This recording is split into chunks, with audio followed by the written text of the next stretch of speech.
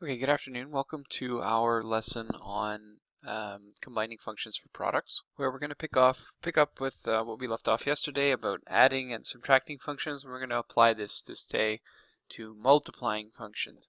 So one thing to start before we kind of get into this is just a quick reminder about symmetry. So again, if you want to get GeoGebra or your own graphing calculator, or if you just want to follow along with what I've done, that's perfectly fine. But so there's this list of functions here. Let's just open up the big list of them, and we'll kind of look at these maybe one at a time. So the x squared plus 4, is this parabola here, and you can see it has a certain kind of symmetry, right? It's symmetrical about the y-axis. It's the same property that cosine has, right? Where the left side, and the right side of the function are identical. You can pick a point over here, and then you can reflect that point. We can reflect the point A of our across the line x equals 0, and we'll find another point reflected over here such that they are the same. And again, I can move point A, and of course the reflected point is also there because that's what even symmetry means, right? It means symmetry or symmetrical on this function symmetrical on either side.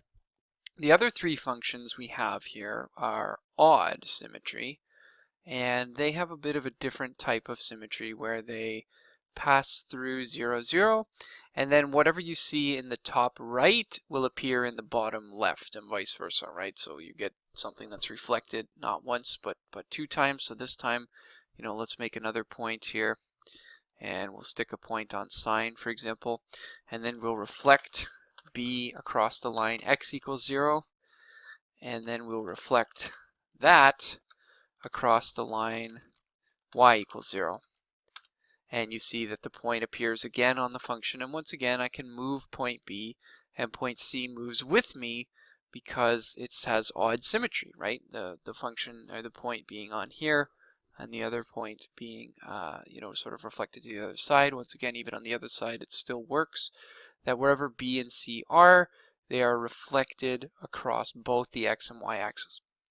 So what we're looking at today is just quickly to remind you, this is an even function, this is an odd function, this is even, this is odd, this is odd. Remember that anything that's even has a, if it's polynomial, every single term is even. So this is x squared and x to the 0 plus 4x to the 0, both even terms, right? As opposed to this one, which is 2x to the 1, or this one, which is x to the 3. Those are odd terms. Remember, if we had taken this first one and added plus 2x to it, that's an even term plus an odd term plus an even term, so it wouldn't have any symmetry anymore. Remember, it's only symmetrical if every term is even or odd. In terms of other functions, sine x is odd, cos x is even. It's just the way that those two work. But polynomials you should be able to recognize. Let's try multiplying some of these together just to take a look at what might happen. So the first one it's asked us to do is f times g. If we look back here, so let's hide these points, and f and g, and let's write a new function, f times g. Okay, and it produces this kind of waving shape that, interestingly, it seems to kind of connect with the parabola in a bunch of places. It's kind of like a sine, but it's also, it's sort of going up and going down by larger and larger amounts as time goes on.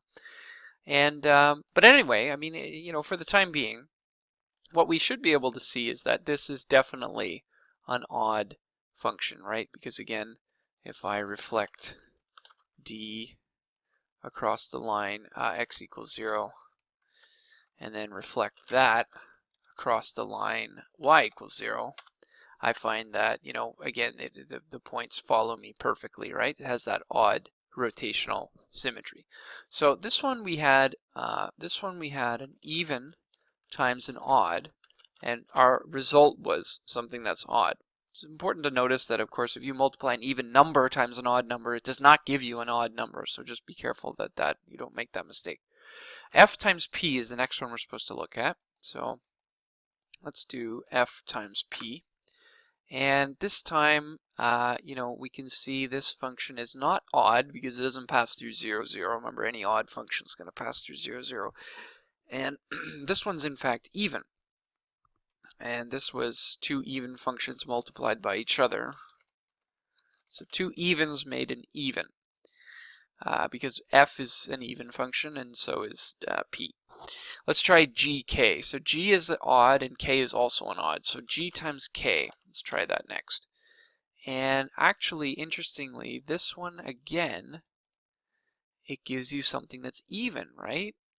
This and this are reflected, this and this are reflected, this and this are reflected, but nothing is, you know, it's not that odd type of reflection where it's been reflected twice. It's only been reflected the one time across the line of symmetry, which is x equals 0, right? That middle line running down the center. If we wanted to, you know, style this for a sec and then drop the axes, you can see that that line right down the middle divides this function perfectly in half, right? That the two sides of it are perfectly symmetrical.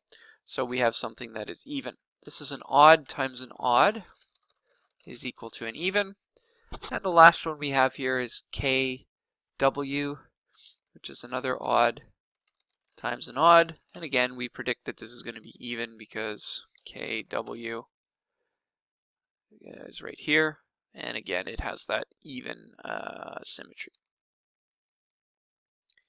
The division rules follow the exact same rule. So to be even divided by even is going to be even. K is odd, f is even. This is going to be an odd result. K is odd divided by another odd gives you an even. So what do we take from this? Notice that every time that the result is even, right? Let's look at all the ones where the result is even. The answer is even. Notice that the two functions that were part of it were the same. When you get something that's odd, right, it's because the two parts that made it up are different. So two different functions will make odd, two same functions will make even. So the quotient of two odd functions will be even. The quotient of two even functions will also be even, but if it's a mixture of even and odd, the answer will be odd. Okay, so you get that one is an odd answer. Okay, so even, and odd. So the first thing to know from today is simply that when you combine functions that have symmetry in multiplication or division, the result also has a certain kind of symmetry, and it's based on this rule right here. Two of the same will make even, whereas two of a mixture will make odd. Okay, so product of functions. The product of f and g will result in a new combined function f times g. So again, note the notation is similar to yesterday. That will represent the product of every y coordinate, and once again, like yesterday, it's for the same domain. So if we were to go and look at this and say for a second that we wanted to combine a parabola x squared with a log, so here's log 2, base 2 of x. If I go to multiply these two things together, right, I get this weird sort of J shape.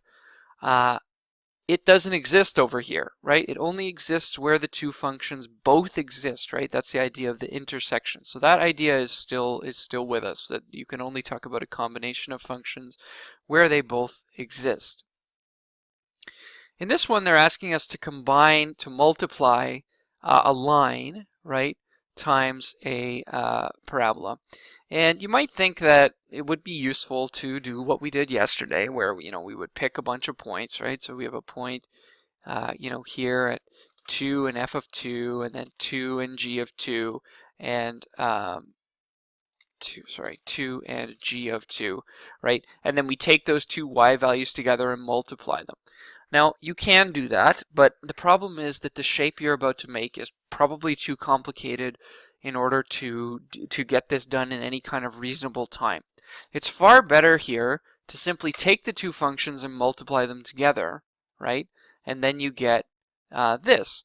And this shouldn't look that different to us. This is simply a factored polynomial, the same as what we would have done in Unit 1 or 2, right? Where we have, okay, x plus 2 tells me where one of the zeros are, and then this quadratic tells me where one of the zeros is, right? So it says determine the equation for the function f of x times g, f times g of x. Okay, so again, all I'm going to do there is simply multiply the functions and join them together like I've done here. It's probably useful for us to factor that, right, so that we think about it as three individual terms. So there's an x minus 3, an x plus 2, and another x plus 2, because, you know, this quadratic, the two numbers we're looking for are -3 and +2. So these are all our factors, and now, you know, really all we're doing is the same thing we would have done in Unit 1. We're going to attempt to sketch a graph of this function and then state its domain and range. So let's hide this as if I don't really know where to look, and you know, we'll treat this like you know, we were just looking at it for the first time. I can tell from this equation that there's going to be a 0 at 3, 0, right? Because when I sub in 3, it would make this bracket 0. By the same logic, I can say there's a 0 at -2, 0, right? And what I could also note about this one is this one's going to be order 2. And if you remember what order 2 means, it means that there is a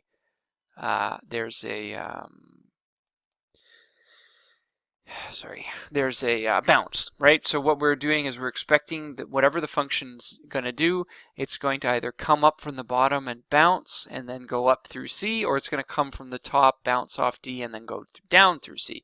So, you know, to think about what it's going to do, we have a couple different options. We can find the y-intercept, or we can look at the leading coefficient. I can see from here that the leading coefficient is going to be x cubed, and I know that x cubed, it starts low and ends high, right? That's what I'm expecting to see here, that you've got those two things going like that. So, you know, this function is going to bounce off of D, it's going to pass through a y-intercept somewhere in this region, and then it's going to pass through C, and that's where it will end. So let's find the y-intercept. What we're going to do is we're just going to look at P and we're going to sub in 0. So I'm going to go 0 minus 3. 0 minus 3 times 0 minus 2, minus 2 squared. And that number is -12. So that tells me there's a y-intercept at 0 and -12. So let's shrink this down a little bit.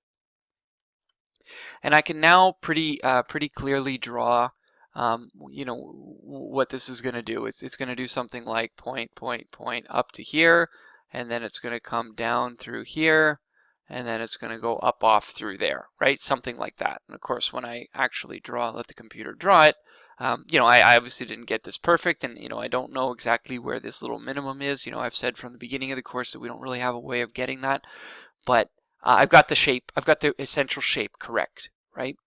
Now, let's get rid of all this junk. And what we want to realize here that's very important about this thing we just did is the combined function, okay? It has the same x-intercepts as the two basic functions. And this is a very, very important point to understand, okay? The combined function f times g of x has all the x-intercepts which f and g individually have.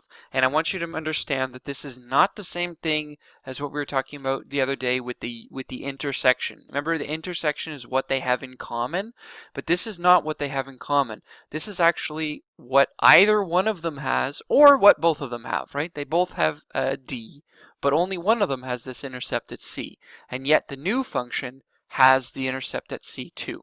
So it's not what's in common, it's all the x-intercepts which f and g have individually. Okay, very, very important idea.